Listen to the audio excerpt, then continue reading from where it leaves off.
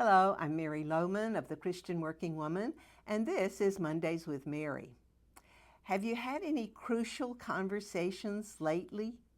You know, the ones where you have to deliver bad news or you have to confront someone's behavior or performance? Well, I can tell you, my instincts are to avoid those conversations as much as possible, right?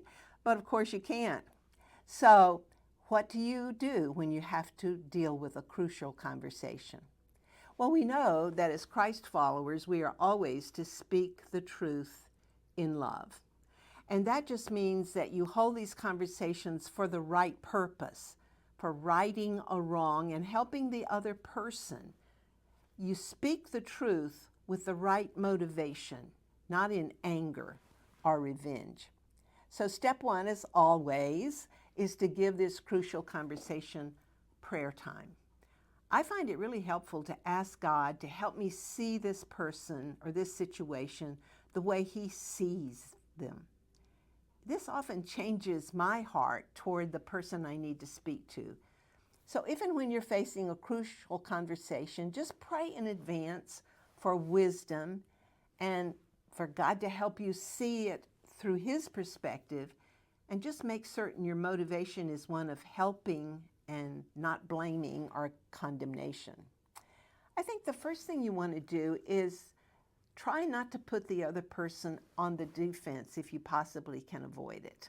Sometimes just the words you begin with can help to prevent a defensive reaction. Let's face it, a finger-pointing approach is not the best way to go. One way to open the conversation is begin with positive affirmations if they are true and sincere. And then you can use opening phrases like, if my information is correct, or I know there are always two sides to a story, so I would like to hear your side. Think of what you really want to achieve through this crucial conversation. Do you want the relationship to survive? Do you want the person to learn from these mistakes and move forward? If your goal is not only to confront what needs to be corrected and move forward, then think of how you need to approach this person to achieve that goal. I remember a conversation I had with a friend about a church situation where a staff person had to be confronted about wrong behavior and separation was actually required. My friend asked me, did they try to restore that person? You know, I thought about it, and I don't think so. He was asked to resign, but there was little thought to restoration. This conversation could perhaps have had a much better outcome if the goal had been more than just requesting a resignation, but also trying to restore that person to a right relationship to God. Galatians 6:1 reminds us, brothers and sisters, if someone is caught in a sin, you who live by the Spirit should restore that person gently. But watch yourselves, or you also may be tempted. So I think that means you go with a very humble attitude, even though you have to be very assertive. The challenge in a crucial conversation is the strong emotions that usually come to the surface.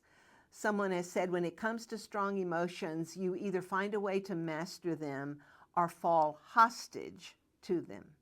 So that doesn't mean you won't feel emotion, but rather that your words, the tone of your voice and your body language, and your reaction to what they say will not come from a place of anger or frustration. Really important. Psalm 37 says, the mouths of the righteous utter wisdom, and their tongues speak what is just. That's a good prayer to pray. May I speak what is just and wise. And then Proverbs 21 gives good advice as well. It says, those who guard their mouths and their tongues keep themselves from calamity. So thinking through what you're going to say, making sure you make good word choices will make a huge difference. If you have some crucial conversations coming up, these are good verses to pray before you go into that conversation. Well, I hope you have a great Monday.